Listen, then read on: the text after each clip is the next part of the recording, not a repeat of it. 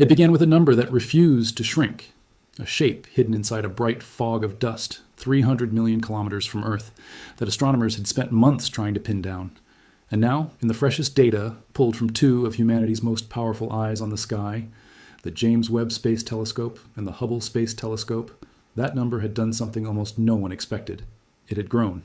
Not shrunk, not stabilized, not settled into a comfortable, forgettable size. It had grown. The object is called 3I/Atlas, the third confirmed visitor to our solar system from beyond it. And the new measurements confirm what only a handful of researchers dared to suggest months ago. This thing is far bigger and far heavier than we were told to believe.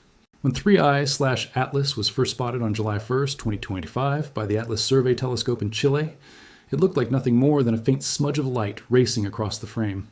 Astronomers quickly confirmed what the trajectory was screaming at them. This object was moving too fast to belong to our sun.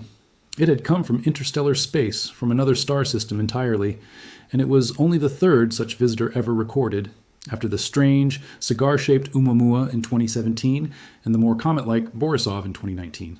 But unlike those two, 3I/Atlas refused to stay small in our imagination. Every fresh round of data seemed to push its true size further out of reach. At first, the uncertainty alone was staggering. Early observations from the Hubble Space Telescope in July and August of 2025 gave scientists a diameter range so wide it was almost useless. Somewhere between 440 meters, smaller than most city blocks, and 5.6 kilometers, wide enough to blot out a small nation's capital. A range like that isn't just imprecise, it's an admission that we had no real idea what we were looking at. The solid heart of the comet, its nucleus, was buried so deep inside its own cloud of dust and gas that even Hubble's razor-sharp optics couldn't see it directly.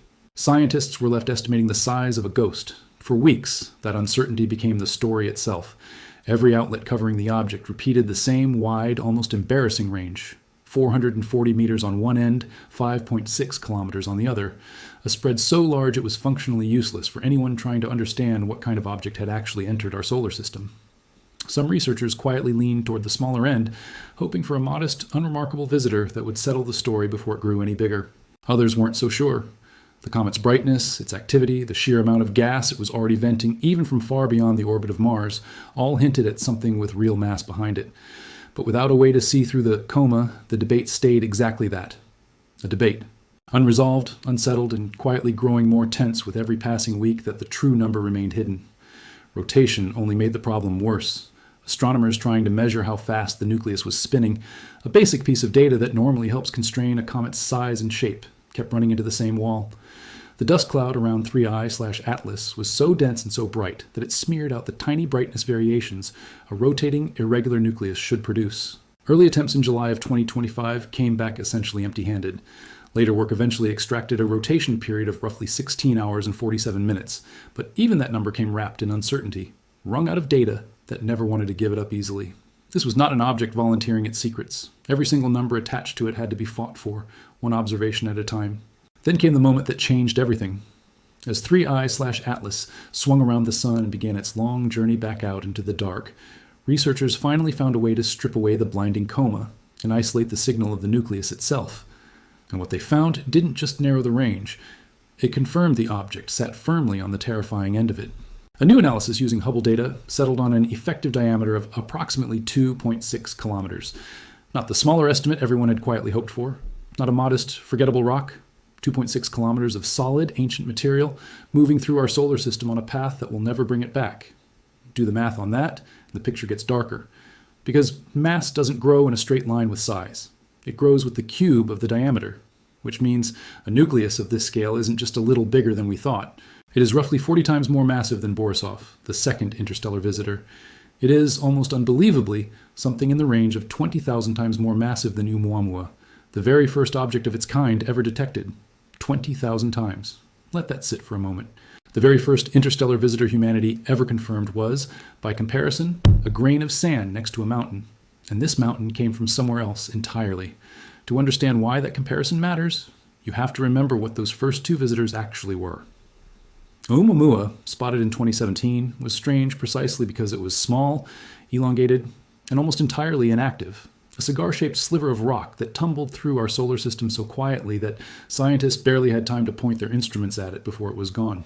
Borisov in 2019 behaved more like a familiar comet, icy and active but still modest in scale, a visitor that fit reasonably well into the models astronomers already had. 3I/Atlas breaks that pattern entirely. It arrived not as a fading wisper, but as a genuinely massive body, active from the moment it was found, venting gas from beyond the orbit of Mars, and only growing more energetic as it fell toward the sun. If the first two interstellar objects taught us to expect small, quiet visitors, this one arrived to tell us that assumption may have been built on a sample size of exactly 2.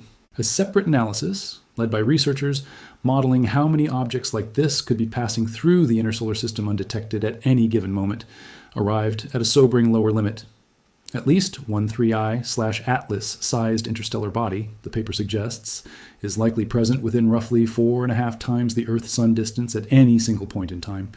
And that estimate is almost certainly conservative, because an inactive object of this size, one not venting gas and dust the way this comet is, would be dramatically harder to detect with current survey telescopes, which raises a question that doesn't have a comfortable answer. If we needed a rare combination of activity, brightness, and a very fortunate observing angle just to catch this one, how many others like it have already slipped through the inner solar system completely unnoticed before wide-field sky surveys even existed to look for them? But size was only the beginning of what the James Webb Space Telescope confirmed. Because as Webb's MirrorEye spectrometer locked onto the object in December of 2025, weeks after it had rounded the sun, it captured something that no interstellar object had ever revealed before. Buried in the infrared light streaming off the comet was the unmistakable fingerprint of methane. Not water, not carbon dioxide. Methane, at a wavelength of roughly 7.6 micrometers, present for the first time in the history of interstellar object observation. And methane should not have behaved the way it behaved. Here's the part that quietly unsettled even seasoned astronomers. Solid methane ice is one of the most volatile substances known to planetary science. If it had been sitting near the surface when 3I/Atlas first became active, sun-warmed and outgassing as it approached perihelion, it should have boiled away almost immediately, vented out in the earliest days of activity, long before Webb ever caught a glimpse. Instead, the methane signature appeared strong after the comet had already rounded the sun. Late, delayed. Out of sequence with everything textbook cometary science says should happen. Why was this one of the most fragile ices in the solar system still venting off a body that had just spent months baking in sunlight? The chemistry only deepened the mystery. Spectroscopy from Webb and the Sphere X observatory painted a composition profile, unlike anything cataloged from our own solar system's comets. Carbon dioxide dominated, making up close to 87% of the escaping gas by mass. Carbon monoxide contributed roughly 9%. Water, the substance every comet in our neighborhood is built around, made up barely 4%. A comet that barely bleeds water is not behaving like a comet from around here. It is behaving like something formed under entirely different conditions, around a different star, in a different corner of the galaxy, long before our own sun had even finished forming. And then there was the detection that Harvard astrophysicist Avi Loeb has repeatedly pointed to as the strangest piece of the entire puzzle. Nickel, detected in the comet's spectrum, without any corresponding trace of iron. On Earth, nickel appearing in isolation like this, without its usual iron companion, is a signature we associate almost exclusively with industrially refined alloys, produced through a very specific artificial chemical process. Loeb has been careful to frame this as an open question rather than a conclusion, and the wider scientific community has pushed back hard, favoring natural explanations rooted in exotic interstellar ice chemistry, unusual grain composition, or chemical pathways we simply haven't cataloged yet because we have never had a sample from another star system to study up close.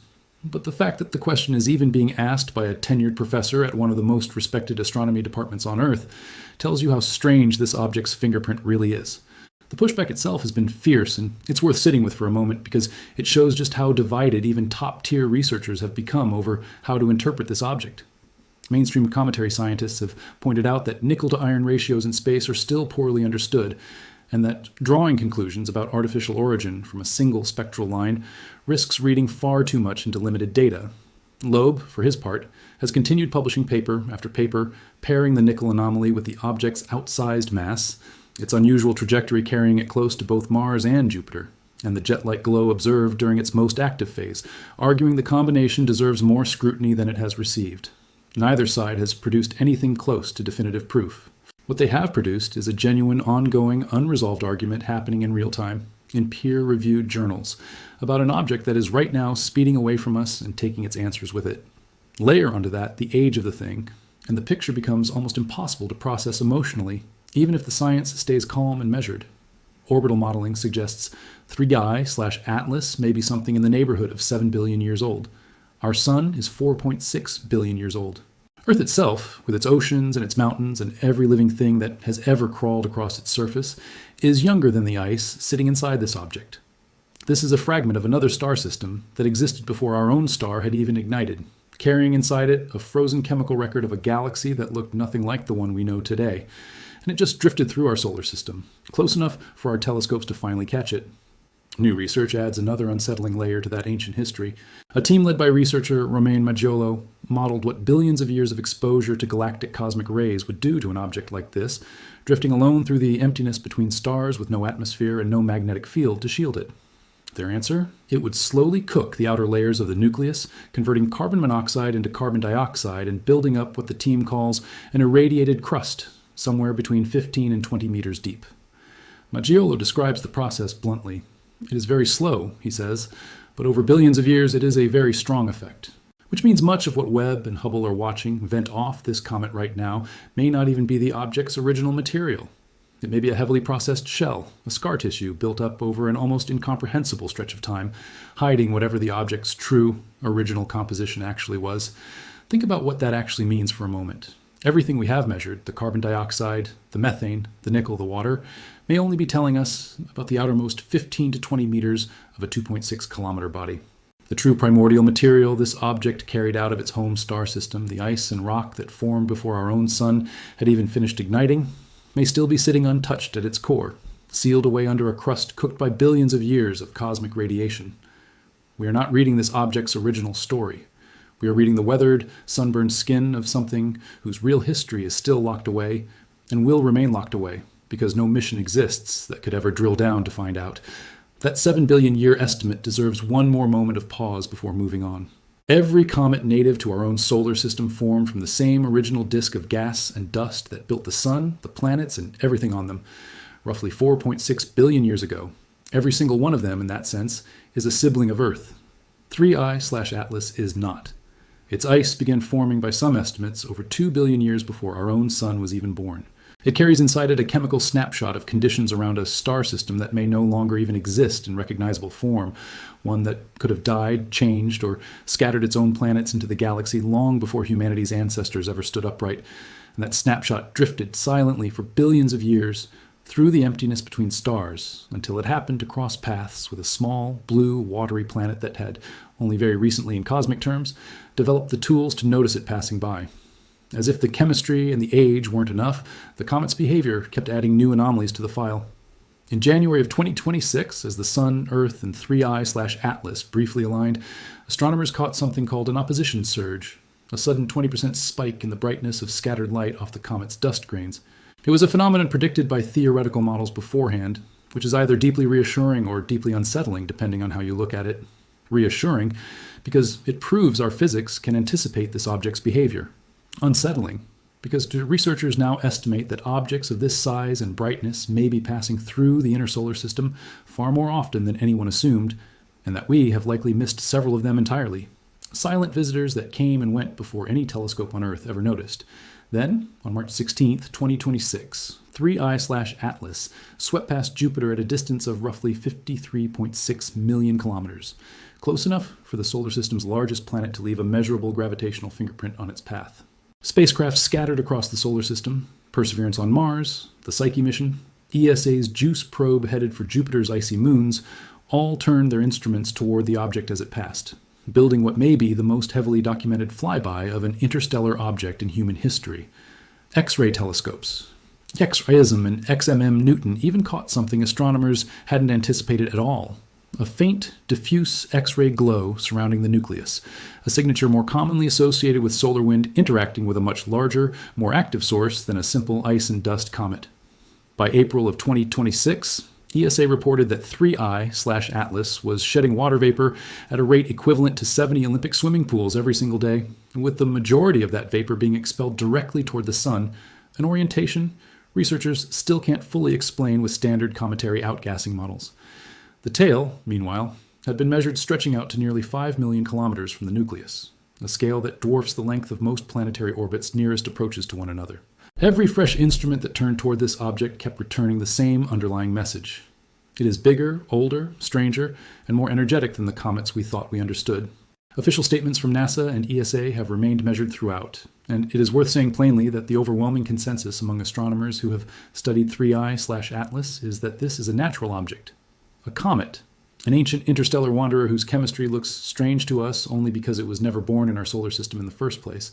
There's no confirmed evidence of technology, no confirmed evidence of artificial origin, and the scientists doing the closest, most rigorous work on this object have said so directly and repeatedly.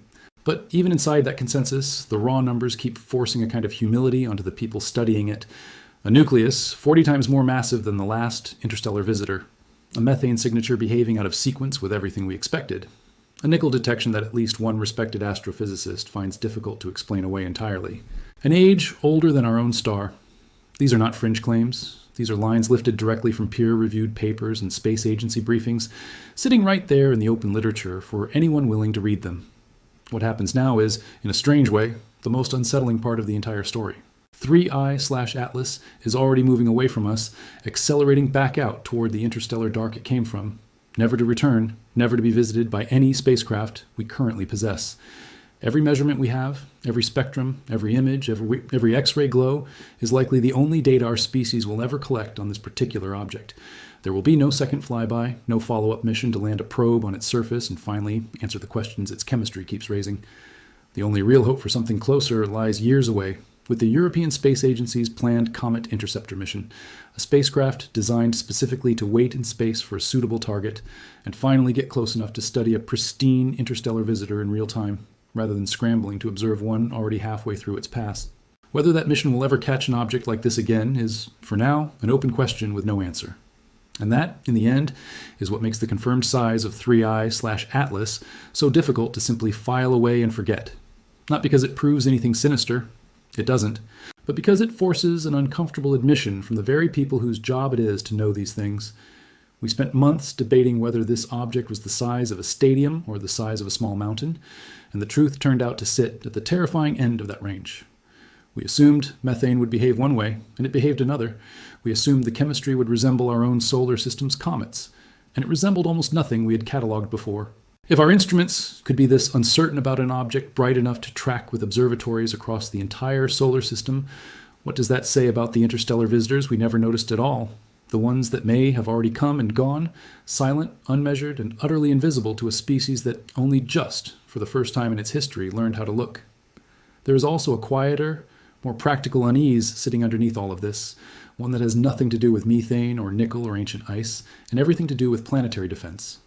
3I/Atlas was bright, active, and venting enough gas and dust to make itself visible for months before it ever crossed into the inner solar system. That gave astronomers time. Time to track it, time to model its orbit, time to confirm, again and again, that it posed no threat to Earth. But the same research now suggests that objects of this size may be far more common in interstellar space than the two prior detections ever implied, and that an inactive version of the same object, one not venting visible gas, could pass through our neighborhood with almost no warning at all. Every survey telescope currently watching the sky was built, in part, to catch exactly this kind of visitor. 3I/Atlas is proof the system can work. It is also proof of how much still depends on an object being bright enough, active enough, and lucky enough in its timing to be caught at all. For now, the number stands. 2.6 kilometers across. 40 times the mass of the last interstellar visitor. 20,000 times the mass of the first. A methane signature that shouldn't still be there. A nickel line that one respected scientist can't fully explain. An age older than the sun itself. Every one of those facts is sitting in the open scientific literature right now, confirmed, published, debated, and still, in places, unresolved. 3I/Atlas is already leaving. Its trajectory carries it back out toward interstellar space. Permanently, irreversibly, never to pass this way again. Whatever secrets remain locked inside that ancient, irradiated crust, whatever the truth is behind a nickel signature that shouldn't exist without iron, whatever formed a body this massive around a star system that may no longer even be there, humanity had one chance to look, and that chance is closing. The telescopes are still watching. The data is still coming in. And somewhere out past the orbit of Jupiter, a 2.6 kilometer fragment of another star system is carrying its answers back into the dark, faster with every single day, and it is not coming back.